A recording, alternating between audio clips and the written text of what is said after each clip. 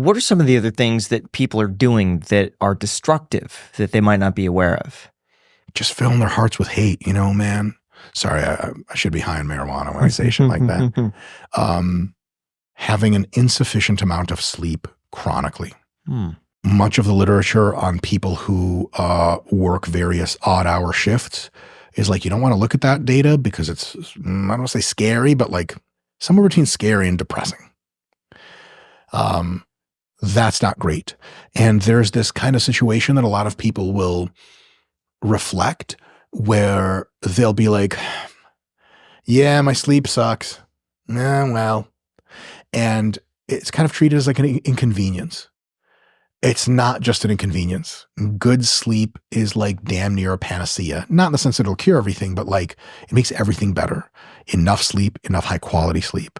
And some people just don't attend to that. And it also makes you lose muscle and gain fat if you undersleep.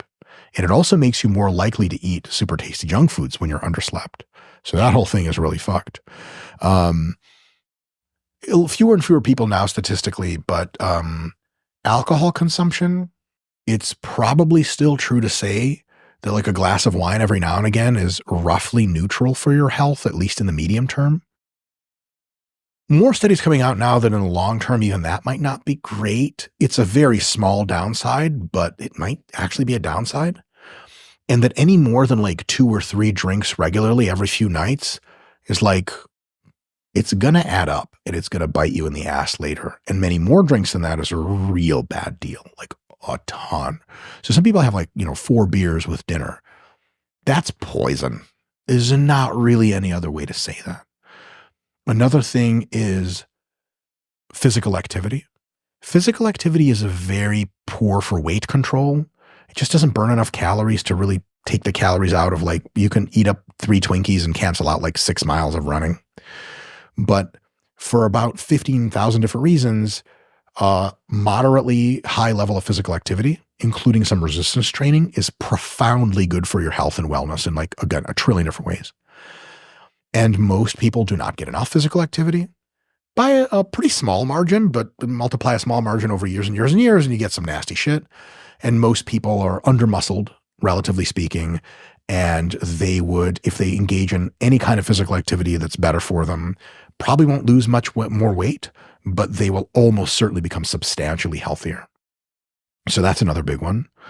Another one is chronic high levels of stress and how people deal with them. Stress management's a big deal. Chronic high levels of stress cause an increase in the probability that you'll be done in by like almost every kind of disease. It weakens your immune system and makes you more prone to obesity and all this other crazy shit. And sometimes, maybe in many cases, stress is kind of foisted upon you. Like you just don't have a fucking choice. Like life's just fucking hard. But sometimes we do have a choice in how we manage our stress. And some people just kind of assume the frazzled-dazzled lifestyle is like the default, and they won't take the necessary steps to de-stress. And so that's another big deal that I think is in the grand scheme of like overeating, under-exercising, under-sleeping, and overstressing chronically. You add all that up, man, that's a lot of shit. In terms of stress, is a zero stress lifestyle beneficial? Like if you make your goal to have zero stress whatsoever, any stress confronts you, you avoid it at all costs in a actual like stress-free way, not in terms of just like, smothering it. Is that good for you? Probably not. Probably the best kind of relationship you can have with stress is a pulsatile relationship within a certain boundary layer. So if you don't get enough stress, usually you will experience profound boredom, and that will lead to all sorts of not so great things. A lot of times it'll just make you very sad, and that also has bad health consequences. And there are a variety of body systems that actually do better with some stress than without. Exercise is stressful. Fact. Mentally straining yourself is also stressful, and it's very, very good for your brain. But if you have chronic high levels of stress, your body never gets a chance to recover, and it's always getting beaten down. So if the levels of stress are too high or they're kind of semi-permanent or permanent, like day in, day out, night in, night out, stress, having a ton of shit on your mind all the time, that kind of stuff, not great. So zero stress is bad. Chronic elevated stress is bad. The best kind of stress is stress that you can recover from, but occurs in waves. A real tough several days at work, and then an amazing long weekend of relaxation.